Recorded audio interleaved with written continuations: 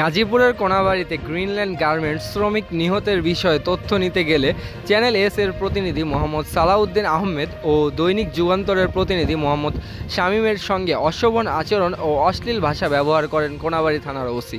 পরবর্তীতে সাংবাদিক মোহাম্মদ সালাউদ্দিন আহমেদকে ফোন করলে শাসান ওসি সালাউদ্দিন। মানুষকে শোনাবেন, আপনি কি বুঝাতে চান? আপনি অনেক বড় সাংবাদিক হয়ে গেছেন।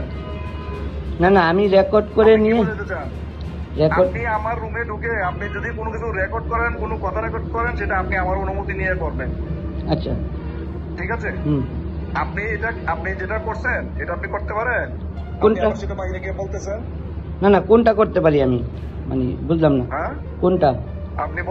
আপনি আমার চেয়ারের সামনে বসে আপনি যদি রেকর্ড করে নিয়ে যান, কোনো কথা যদি কোট করে নিয়ে যান, জি জি, সেটা আবার বাইরে আপনি অন্য মানুষকে বলে শোনাবেন, আর সেটা আমার কানে আরেকজন এসে বলবে, এগুলা হাওয়া দিবে। আপনি কি এটা করতে পারেন? বলেন, আপনার সঙ্গে কি আমার ওই সম্পর্ক কিনা?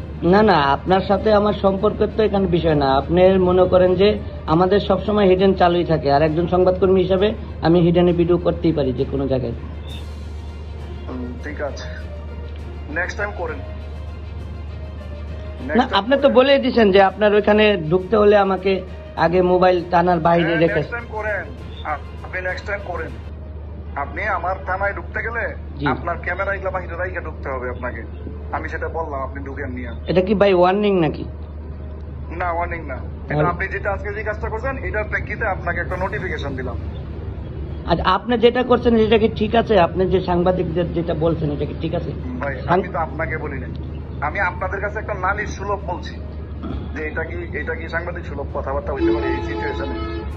নালিশ সুলভ কি? আপনি সেখানে ভরা মজলিসে এই ধরনের কথা উক্তি সাংবাদিকদের অবশ্যই সেখানে অনেক লোকজন ছিল, সেখানে অনেক লোকজন। আমার কাছে মনে হবে কেন?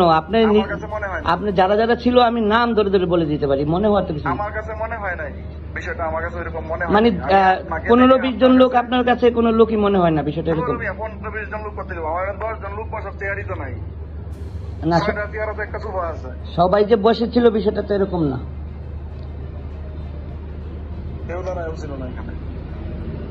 সবাই যে বসে, আমি তো আপনার কাছে সেটা বিচার সুলভ ভাবে বললাম। না আপনি সেটাকে এখানে কোট করে নিয়ে আপনি এটা ঠিক করেন নাই। ঠিক আছে যাই হোক, আপনি সম্পর্কটা নষ্ট করলেন, ইন্টেনশনালি আপনি সম্পর্কটা নষ্ট করলেন। আপনার সঙ্গে আমার কোনো খারাপ সম্পর্ক ছিল না। ঠিক আছে।